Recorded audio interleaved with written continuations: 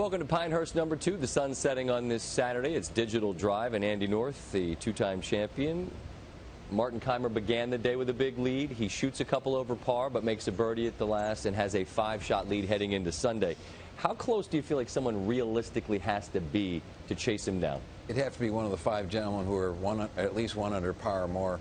Any player even or behind that really doesn't have any chance. I mean, you get 8 shots, 9 shots behind. It would take a very, very bad round by Kaymer to get them back in, and I don't think he's got one of those in him right now. Give me the most realistic contender of those giving chase, in your opinion. Well, I think from an experience standpoint, number 2 in the world, Henrik Stenson, he's hitting the ball exceptionally well. He hasn't putted as well as some of these other players, but he's number 1 in greens hit in regulation. And if he go and strike the ball and give himself a lot of birdie opportunities on Sunday, make a couple early, you never know what might happen. A couple of 67s turned in on Saturday. Rickie Fowler, second year in a row, he shot 67 on moving day. Eric Compton, what a story out of him, a 67. You said you felt like that was almost the equivalent of the 65, given how difficult the course was on Saturday.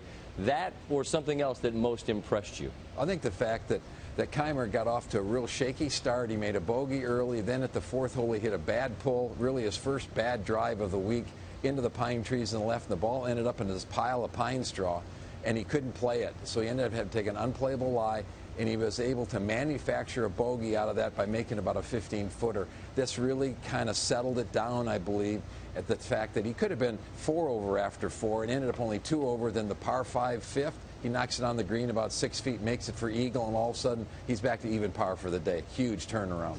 You believe he wins on Sunday? I believe it. I do as well, but I also remember sitting here in 2005 and Retief Goosen had it was granted it was only a 3-shot lead, but we were ready to anoint him then. 18 holes at Pinehurst, one never knows. Goosen shot 81, but that was a different man at a different time. For Andy, I'm Scott. We'll see you Sunday.